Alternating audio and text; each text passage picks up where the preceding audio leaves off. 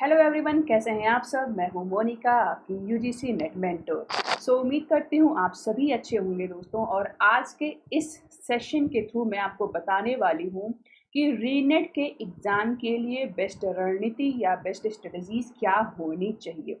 दोस्तों, आप सभी को पता है कि जो जून में एग्ज़ाम हुआ था वो आपका फिर से होने वाला है अगस्त लास्ट में। तो ऐसे में आप सभी लोग टेंस्ड होंगे कि कैसे प्रिपरेशन करना है। आज के इस सेशन के थ्रू मैं आप सभी के इस टेंशन को पूरी तरीके से ख़त्म कर दूंगी, क्योंकि यहाँ पे मैं आपके साथ शेयर करूंगी कि अभी ये जो इतने कम टाइम आपके पास बचे हुए हैं इसमें आपको कैसे पूरी प्रिपरेशन आपको करनी होगी। फिलहाल ये जो सेशन है ये उन एस्पिरेंट्स के लिए है जिन्होंने पेपर नंबर 2 में मैनेजमेंट सब्जेक्ट को ऑप्ट किया हुआ है। ठीक है, तो ओवरऑल दोस्तों सबसे पहली और सबसे बड़ी बात तो ये है कि जो प्रेशर आप लोग ले लेते हैं ना, उससे आप अपना बहुत ज़्यादा नुकसान कर देते हैं। क्योंकि अगर आप प्रेशर में हैं और आपने पूरी चीज़ें पढ़ी भी हुई हैं, चीज़ों पे कमांड भी है आपका टॉपिक्स पे, फिर भी आप एग्ज़ाम में उतना अच्छा परफॉर्मेंस नहीं दे पाते हैं। तो सबसे पहले आपको क्या करना है, अब जो प्रेशर आप ले रहे हैं, जो टेंशन ले रहे हैं, उसको रिलीज़ कर दो। ठीक है, आपको भी पता है कि एग्ज़ाम आपको ही देना है, एक बार मौका मिला है, तो इस मौके का अच्छे तरीके से आपको फ़ायदा उठाना है। ठीक है, आपको ये भी पता होगा दोस्तों कि अगर आप अच्छे से प्रिपरेशन करोगे तो कोई इसमें डाउट नहीं है कि आप एग्ज़ाम एक अटेम्प्ट में क्रैक कर लेके जाओगे। ठीक है, जितने भी बच्चे एग्ज़ाम क्रैक करते हैं, फिर वो जेआरएफ हो या फिर एनईटी हो, सभी के अंदर एक पोटेंशियलिटी होती है और उसी पोटेंशियलिटी को अगर आप जांच लो, अपनी स्ट्रेंथ को आइडेंटिफाई कर लो, तो आप अच्छे से अपना परफॉर्मेंस भी दे सकते हो और अच्छा स्कोर भी अपने एग्ज़ाम में कर सकते हो। करना क्या है आपको, अभी आपके पास लगभग 40 डेज़ का टाइम पूरा बचा हुआ है। और 40 डेज़ दोस्तों बहुत कम टाइम नहीं होता है, सफिशिएंट टाइम है। क्योंकि आपके पास एक प्लस पॉइंट है कि एक बार ऑलरेडी आपने एग्ज़ाम दिया हुआ है, तो अपने एंड से तो आपने 100% प्रिपरेशन कर ही लिया होगा। ठीक, लेकिन हो सकता है कि कई सारे स्टूडेंट्स का जो पेपर हुआ हो वो अच्छा नहीं हुआ हो, जितना वो सोच रहे थे उतना स्कोर वो न कर पाए हों, या फिर जिन्हें लग रहा है कि उनका एनईटी तो क्लियर हो जाएगा, तो उन्हें अब जेआरएफ पे फोकस करना चाहिए। ठीक है, तो अब ऐसे में ज़रूरी यही है दोस्तों कि जो मोस्ट इम्पॉर्टेंट टॉपिक्स हैं, ध्यान दीजिएगा, जो मोस्ट इम्पॉर्टेंट टॉपिक्स हैं आपको अभी इसी पे फोकस करना है। ठीक है, क्योंकि जो कॉम्प्रिहेंसिव चीज़ें हैं, जो बेसिक्स हैं, वो तो आपका स्ट्रांग हो गया होगा। अब आपको इन 40 दिनों में इस बात का ध्यान देना है कि अधिक से अधिक स्कोर कैसे लाएं। तो स्कोर लाने का सबसे मूल मंत्र जो है वो यही है कि सबसे पहले आप ये आइडेंटिफाई कर लो कि कौन कौन से यूनिट ऐसे हैं या यूनिट के अंदर कौन कौन से टॉपिक्स ऐसे हैं जहां से क्वेश्चन पूछे ही पूछे जाते हैं। तो अगर आप बस मैनेजमेंट सब्जेक्ट से प्रिपरेशन कर रहे हो दोस्तों, तो ऑलरेडी मेरा एक सेशन पड़ा हुआ है यूट्यूब पे, जहाँ पे मैंने सारे इम्पॉर्टेंट टॉपिक्स का जिक्र किया हुआ है। ठीक है, वो सेशन आप ज़रूर से देख लो अगर अभी आपने वो सेशन नहीं देखा है तो। इस बार भी जो एग्ज़ाम आपका 18 जून को हुआ था, यहाँ पे भी एग्ज़ाम के बाद मैंने एक एनालिसिस सेशन लिया था सेम डे 18 जून को ही शाम में।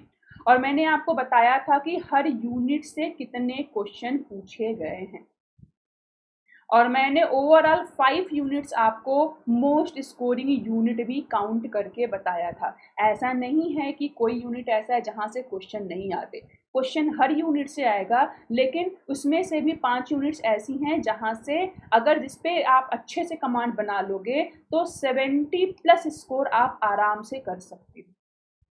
क्योंकि इन 5 यूनिट से ही लगभग लगभग आपके 12 टू 15 क्वेश्चन आ जाते हैं।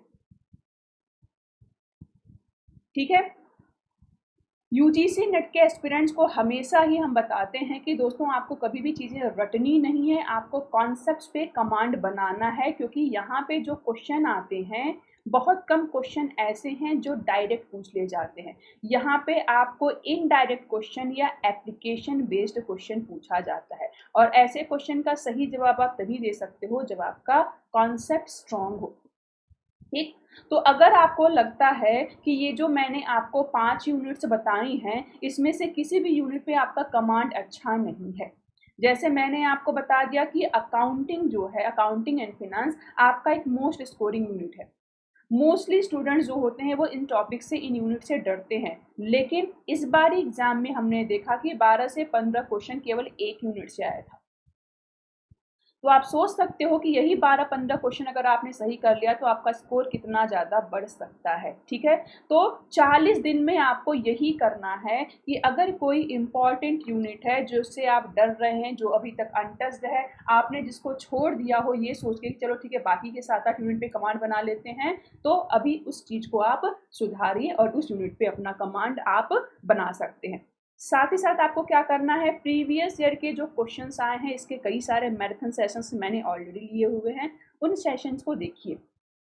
इससे आपको आइडिया लगेगा कि कैसे पैटर्न के क्वेश्चन आते हैं, ठीक है। फिलहाल हम लोग खुद आपको बहुत सारी चीज़ें, ट्रिक्स जो हैं शेयर कर देते हैं। प्रीवियस ईयर के क्वेश्चन ऑलरेडी हम एक्सप्लेन करके आपको बता देते हैं, उसी बेसिस पे हम फ्रेश क्वेश्चन तैयार करते हैं और आपको मैराथन के फॉर्म में वो करा देते हैं, ठीक है। तो आपको केवल करना क्या है कि अब रिसेंट में जितने भी सेशंस आ रहे हैं वो सारे ही सेशंस आपको ज्वाइन करने हैं, आपको देखने हैं, क्योंकि ये सारे ही सेशन आप रीनेट के स्टूडेंट्स को ध्यान में रखते हुए ही लाए जा रहे हैं, ठीक है। जो मोस्ट स्कोरिंग यूनिट्स हैं, जैसे अगर हम मैनेजमेंट सब्जेक्ट से ही बात करें, तो मैंने आपको ऑलरेडी बताया हुआ है, यहाँ पे भी बता दे रही हूँ दोस्तों। पहला यूनिट जो है बिजनेस मैनेजमेंट स्कोरिंग है।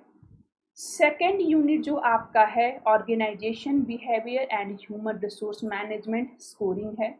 फिर इसके बाद यूनिट 4 है आपका अकाउंटिंग एंड फिनेंस स्कोरिंग है। फिर इसके बाद यूनिट 5 है आपका कैपिटल बजटिंग फिनेंशियल मैनेजमेंट, ये भी आपका स्कोरिंग है। और इसके बाद आपका यूनिट 9 जो है इंटरनेशनल बिजनेस, ये स्कोरिंग है। ये 5 यूनिट जो है, बस अगर आप इस पे अच्छा सा कमांड बना लोगे तो 70+ आपका परसेंटेज आ सकता है, इतना आपको ध्यान में रखना है। बाकी के यूनिट्स पे भी कमांड है तो बहुत अच्छी बात है, आप अच्छा और स्कोर कर सकते हैं, ठीक है। तो मेन क्या है कि इन पे अगर आपका कमांड अच्छा नहीं है तो इस पे आप अपना कमांड और अच्छा बनाइए, ठीक है। पेपर दोनों आपके एक साथ होने हैं, पेपर 1 भी आपको देना है, पेपर 2 भी आपको देना है। 3 घंटे का पेपर है, तो टाइम मैनेजमेंट के लिए आपको क्या करना है, आपको प्रैक्टिस करना है। आपको क्या करना है, प्रैक्टिस करना है, लगातार कोशिश कीजिए, 3 घंटे आप बैठिए, ठीक है। अब चूंकि इस बार जो एग्जाम होना है रीनेट वाला, वो आपका फिर से सीबीटी मोड में होना है, ऑनलाइन एग्जाम होना है।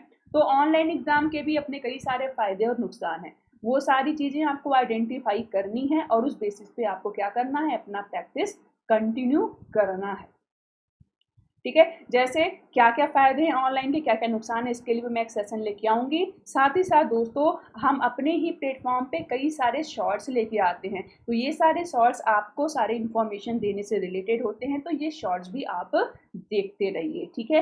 अंडर 1 मिनट का ये शॉर्ट्स होता है, तो कोई भी अपडेटेड इन्फॉर्मेशन आई यूजीसी की तरफ से, या फिर आपको एग्ज़ाम कैसे देना चाहिए, क्या ट्रिक्स होना चाहिए, ये सारी चीज़ें जो हैं हम शॉर्ट्स के थ्रू भी आपको प्रोवाइड कराते हैं और वीडियोज़ के थ्रू भी प्रोवाइड करा देते हैं। तो ओवरऑल करना अब यही है आपको कि प्रीवियस ईयर के जो क्वेश्चंस हैं उस पे भी आपको फोकस करना है, जिससे कि आपका क्या हो, अच्छा कमांड बनता चले। और साथ ही साथ जितने भी फ्रेश क्वेश्चंस आपको कराए जा रहे हैं मैराथन सेशन के थ्रू, ये भी आपको देखने हैं। इस समय 40 दिन को यूज़ करने का या यूटिलाइज करने का सबसे बेहतरीन तरीका ये है कि जितने भी क्वेश्चन सीरीज अभी आ रहे हैं प्लेटफॉर्म्स पे, वो सीरीज आप जरूर से देखो, ठीक है। जैसे पर्टिकुलरली नेक्स्ट वीक से यूट्यूब पे मैं खुद एमसीक्यू सीरीज लाने वाली हूँ आप सभी के लिए। ये सारे ही स्पेशली प्रिपेयर्ड क्वेश्चन हैं जो कि आपके 18 जून को जो एग्जाम हुआ था उसी के बेसिस पे बनाए जा रहे हैं। लाइव ज्वाइन करोगे तो बेनिफिट क्या होगा, आप आंसर भी दे सकते हो, कोई क्वेरी है पूछ भी सकते हो, कैसे पैटर्न के क्वेश्चंस आते हैं ये सारे मेंशन मैंने कर दिए हैं, ठीक है। तो आई होप कि इससे आपको काफ़ी बेनिफिट मिलेगा। नेगेटिव मार्किंग नहीं है, तो यहाँ पे अच्छी बात यह है कि जितने भी क्वेश्चंस आने हैं सारे ही आपको क्या करने हैं, अटेम्प्ट करने हैं, कोई भी क्वेश्चन आपको स्किप नहीं करना है। इसके अलावा अगर कोई भी डाउट हो तो बिल्कुल आप पूछ सकते हैं। साथ ही साथ अगर आप चाहते हो कोई सेशन ले आया जाए तो भी आप यहाँ पे पूछ सकते हैं, ठीक है। तो इसी के साथ ये सेशन एंड करूँगी।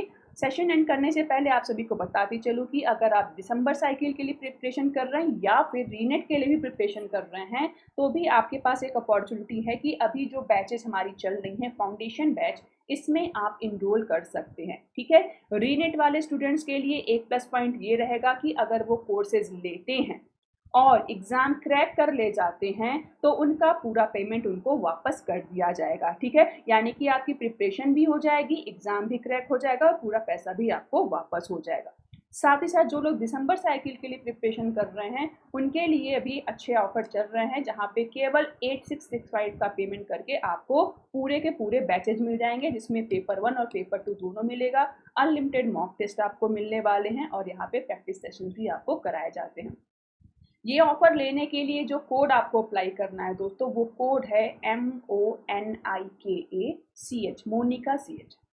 जैसे ये कोड अप्लाई करोगे आपको मैक्स टू मैक्स डिस्काउंट भी मिल जाएगा। ठीक है, तो इसी के साथ सेशन एंड करूंगी। बाकी हमारा ये टेलीग्राम ग्रुप भी है, अगर अभी तक आप टेलीग्राम ग्रुप से नहीं जुड़े हैं तो फटाफट से जुड़ जाइए, क्योंकि जो भी अपडेटेड इन्फॉर्मेशन होती है हम इसी ग्रुप के थ्रू शेयर करते हैं। साथ ही साथ जो भी PDF होती हैं यूट्यूब के सेशन की, वो भी हम इसी ग्रुप में प्रोवाइड कराते हैं। ठीक है, तो इसी के साथ ये सेशन एंड करूंगी। Thank you so much.